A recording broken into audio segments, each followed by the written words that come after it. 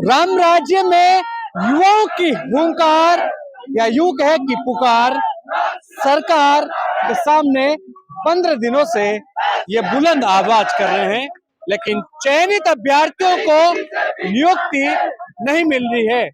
तृतीय श्रेणी अध्यापक भर्ती 2022 लेवल फर्स्ट का ये मामला है, जो कि 15,000 अभ्यर्थियों को नियुक्ति दे दी गई, लेकिन बाकी 6,000 अभ्यर्थी अभी भी नियुक्ति का इंतजार कर रहे हैं और ये इंतजार अब लंबा हो चल रहा है।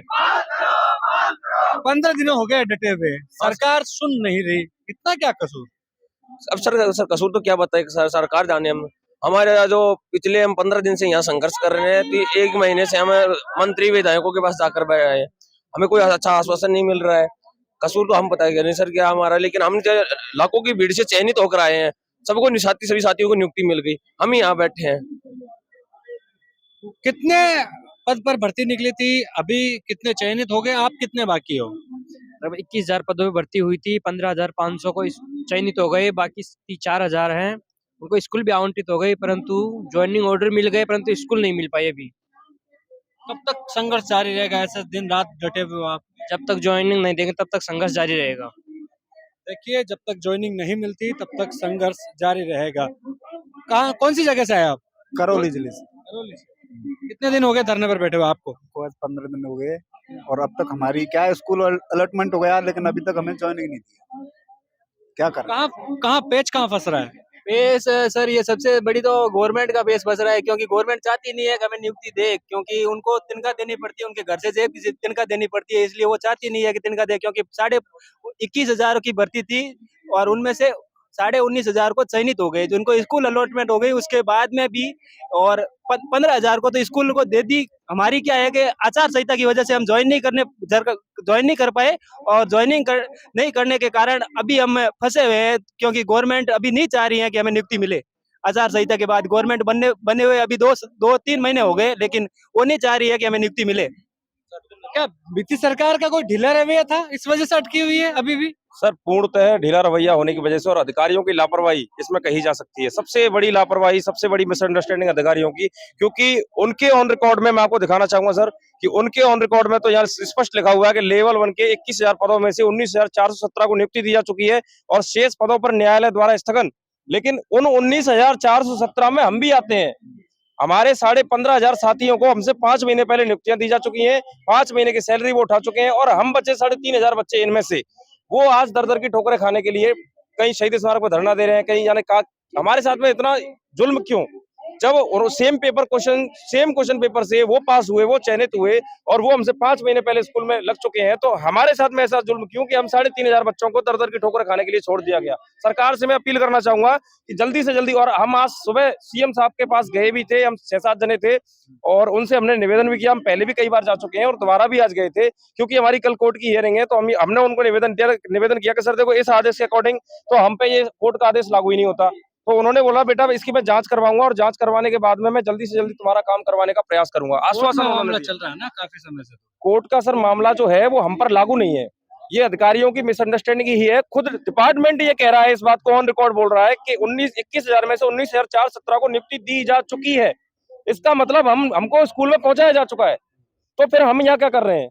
यदि ऐसी बात है तो हमारे ज्वाइनिंग आदेश हमारे हाथ में है, हमें ये पता है कि हमें कौन से स्कूल में जीवन भर पढ़ाना है, स्कूल अलॉटेड है हमें, लेकिन फिर भी आज स्थिति सच्चाई तो ये है कि हमें धरना स्थल पर या शहीद स्मारक पर धरना देना पड़ रहा है, और हमारे साथी जो 15,500 बच्चे हैं वो स्कूल में ऑलरेडी पहुंच चुके हैं।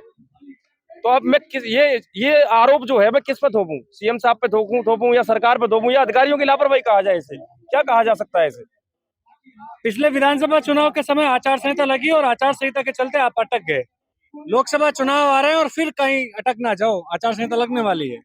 जी बिल्कुल, आचार संहिता का खतरा है, और मैं आपके मीडिया के माध्यम से सरकार से ये कहना चाहता हूँ, हम जब शिक्षा संकुल जाते हैं तो वहाँ पर अधिकारी उनकी लापरवाही बिल्कुल वो नहीं करते, एक्सेप्ट नहीं करते उनकी गलती। हम बीकानेर निर्देशालय जाते हैं तो वो वहाँ की उनकी गलती एक्सेप्ट नहीं करते। हम मदन दिलावर जी शिक्षा मंत्री जी के पास जाते हैं तो वो अपनी हमारी मांग को, हमारी बात को संज्ञान में नहीं लेते। मैं आपके माध्यम से कहना चाहूंगा कि ये जितने भी शिक्षक यहाँ पे बैठे हैं, ये वो स्टूडेंट्स है सर जो बच्चों की भविष्य को मजबूत करते हैं, बच्चों को भविष्य को बनाते हैं। लेकिन आज हमारी ये स्थिति हो चुकी है कि हमारे यहाँ पर बहनें, यहाँ पर शादीशुदा बहनें भी यहाँ पे हैं, घर वालों को, बच्चों को छोड़कर यहाँ पर बैठी है।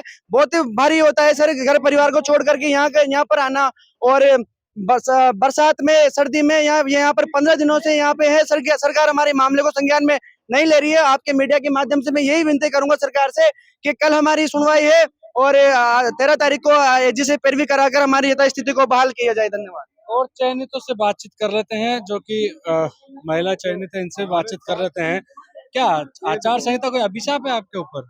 हाँ, मानते हैं आचार संहिता हमारे लिए अभिशाप है, क्योंकि हमारे हाथ में जॉइनिंग लेटर है। आप देख सकते हो मेरे फोन में ये जॉइनिंग लेटर है हमारा, लेकिन हमको फिर भी नियुक्ति नहीं चाहिए है, जो कि हमारे कौन साथ सी स्कूल अलॉट हुई आपको? मेरे को वो है सीकर सामिर। हाँ, वो स्कूल अलॉट हुई है मेरे को, जॉइनिंग लेटर मेरे हाथ में है, लेकिन हमें अभी भी नियुक्ति नहीं दी जा रही है। हम सरकार से पूछना चाह रहे हैं कि हमारे साथ इतना द्वेष भावना क्यों करी सरकार। अगर कोर्ट का मैटर है तो सरकार अपने एजी को भेजे, उस मामले को देख के मामले को संज्ञान में ले, लेकिन सरकार का कोई ध्यान नहीं है हमारी तरफ। हम बस यही चाहते हैं कि कल की हमारी हियरिंग है, एजी जाए, मामले को समझे और अच्छे से हमारी पैरवी करें, इस यथास्थिति को बहाल करें। जो भी है नतीजा तो कोई सामने आए। और महिला चयनित अभ्यर्थी है, इनसे भी बातचीत कर लेते हैं। ये भी दिन रात डटी हुई है। कितने दिन हो गए आपको यहाँ पे? 15 दिन हो गए आज। क्या लगता है कहाँ पेच फंस रहा है, क्यों सरकार नहीं सुन रही है? हमारे साथी भाइयों को तो दे दी, 15,000 को दे दी। हम 6,000 बचे हुए हैं जिनको नियुक्ति नहीं मिली। स्कूल अलॉट हो चुके पर हमें स्कूल के अंदर जाने नहीं दी जा रहा। तो हमारी सरकार से यही मांग है कि हमें नियुक्ति दिलाए।